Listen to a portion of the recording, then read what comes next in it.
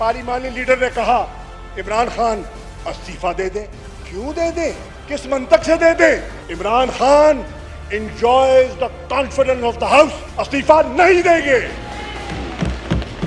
तुम्हारे मुतालबा से इस्तीफा दे दे, किस बाग की मूली है, इस्तीफा दे दे। पीपल्स पार्टी वाले नून लीग के दोस्तों को कह रहे हैं माफी मांगो, वो डेस्क बिठा रहे हैं। कमाल हो गई।